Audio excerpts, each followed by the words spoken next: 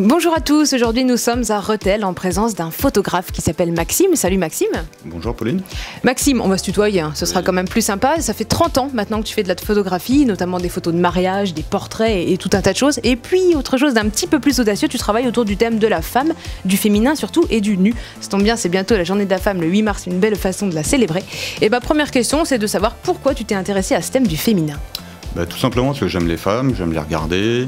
Puis c'est un thème traditionnel des artistes et des créateurs qui ont toujours aimé dessiner et représenter les femmes. Ouais, on fait ça depuis très très longtemps dans l'histoire. Tout à fait. Ok.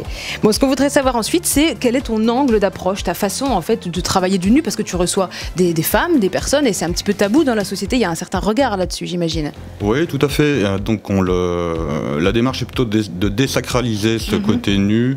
Dans une démarche très soft et pour les rendre plutôt épanouis, dans une démarche agréable d'émancipation de la femme. Comment ça se passe la rencontre avec les modèles justement, parce que c'est un peu ce qu'on se demande tous. Ouais, souvent sur les réseaux sociaux, c'est elles qui voient mes photos, qui me proposent. J'ai des séries en cours tous les ans. Je prépare des expos avec des thèmes et si ça colle dans le thème qui les branche, Parle-nous de tes séries un peu justement, parce que je sais qu'il y en a une qui s'appelle Attachante, assez sensuelle comme nom, une autre qui s'appelle Femme Fleur.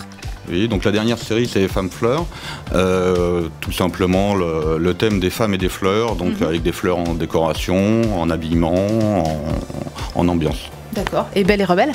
Belle et Rebelle, c'était plus une démarche un peu plus audacieuse et un peu plus décalée, où l'idée était de, justement, on pouvait prendre une très jolie fille et la mettre dans une situation complètement loufoque et provocante, dans une démarche vraiment ludique. Parce que selon le proverbe, mieux vaut être belle et rebelle que moche et remoche. C'est parti de ça.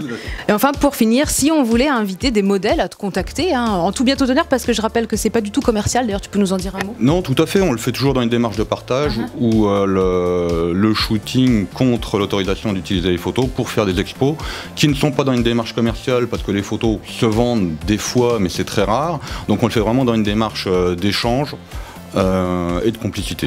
D'accord. Et du coup, pourquoi venir poser pour toi? Ça fait du bien à la femme pour son image? Oui, tout à fait, c'est une démarche personnelle de déjà se rassurer, c'est tenter une expérience qui est ludique, qui est sympa.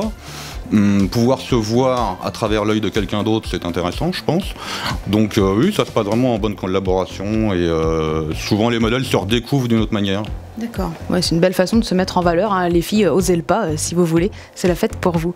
Alors Maxime, pour terminer, on sait qu'on va te retrouver cette année via plusieurs expositions et notamment au Printemps des Arts à Rethel, c'est bien ça? Oui, tout à fait. Voilà, ce sera donc du 18 au 26 avril prochain et ensuite, après au mois de mai et juin, au musée Verlaine à Junéville, à quelques minutes de là, où là ce sera un peu une rétrospective.